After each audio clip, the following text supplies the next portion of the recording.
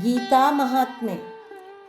ಸಂತುಷ್ಟಃ ಸತತಂ ಯೋಗಿ ಯತಾತ್ಮಾ ದೃಢನಿಶ್ಚಯಃ ಮಯ್ಯರ್ಪಿತಮನೋ ಬುದ್ಧಿಃ ಯೋ ಮದ್ಭಕ್ತಃ ಸ ಮೇ ಪ್ರಿಯಃ.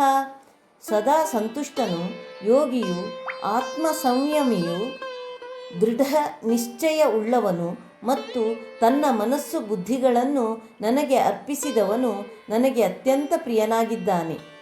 ಈ ಶ್ಲೋಕದಲ್ಲಿ ಭಗವಂತ ಜೀವನ ಕ್ರಮ ಮತ್ತು ಅನುಷ್ಠಾನ ಹೇಗಿರಬೇಕು ಎಂದು ವಿವರಿಸಿದ್ದಾನೆ.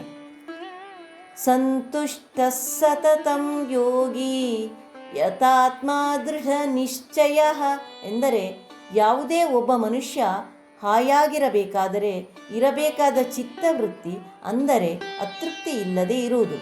ಜೀವನದ ನಮ್ಮೆಲ್ಲ ದುಃಖಗಳಿಗೆ ಕಾರಣ ಅತೃಪ್ತಿ. ನಮ್ಮಲ್ಲಿ ಇಲ್ಲದೆ ಇರುವುದನ್ನು ಬಯಸುವುದರ ಬದಲು ಇರುವುದರ ಬಗ್ಗೆ ತೃಪ್ತಿಪಡು. ಏನಿದೆಯೋ ಅದರಲ್ಲೇ ತೃಪ್ತಿಪಡುವುದನ್ನು ಅಭ್ಯಾಸ ಮಾಡಿಕೊ, ಸದಾ ಯೋಗಿಯಾಗು ಎನ್ನುತ್ತಾನೆ ಪರಮಾತ್ಮ. ಇಲ್ಲಿ ಯೋಗಿ ಅನ್ನುವುದಕ್ಕೆ ಅನೇಕ ಅರ್ಥಗಳಿವೆ.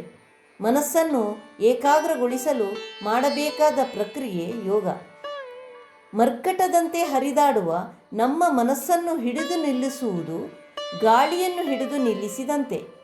ಇಂತಹ ಮನಸ್ಸನ್ನು ಹಿಡಿದು ನಿಲ್ಲಿಸಲು ಯೋಗ ಮಾಡಬೇಕು.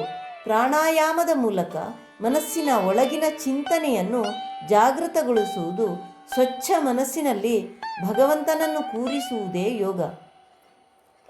ಜೀವನ ನಿರ್ವಹಣೆಗೆ ನಮಗೆ ಸಿಕ್ಕ ಹಾದಿಯಲ್ಲಿ ಶ್ರದ್ಧೆಯಿಂದ ಪ್ರಾಮಾಣಿಕವಾಗಿ ನಮ್ಮ ಕರ್ತವ್ಯ ನಿರ್ವಹಿಸುವುದೇ ಯೋಗ. ಈ ರೀತಿಯ ಅಭ್ಯಾಸದಿಂದ ಮನಸ್ಸನ್ನು ನಮ್ಮ ಹಿಡಿತದಲ್ಲಿ ಇಟ್ಟುಕೊಳ್ಳಬೇಕು. ಏನನ್ನೂ ಕೆಟ್ಟ ಭಾವದಿಂದ ಕಾಣದೆ ಕರ್ತವ್ಯದ ದಾರಿಯಲ್ಲಿ ಅಚಲವಾದ ಶ್ರದ್ಧೆ ಇರಲಿ. ಏನೇ ಬರಲಿ ದೃಢ ನಿಶ್ಚಯದಿಂದ ಮುಂದೆ ಸಾಗಬೇಕು. ಮನಸ್ಸು ಭಗವಂತನಿಗಾಗಿ ಹಾತೊರೆಯಲಿ, ಬುದ್ಧಿ ಭಗವಂತನನ್ನು ಅರಿಯಲಿ. ಈ ರೀತಿ ಯಾರು ನನ್ನನ್ನು ಪ್ರೀತಿಸುತ್ತಾರೋ ಅಂತಹ ಭಕ್ತರು ನನಗೆ ಅತೀ ಪ್ರಿಯರು ಎನ್ನುತ್ತಾನೆ ಕೃಷ್ಣ. ಹರಿ ಓಂ.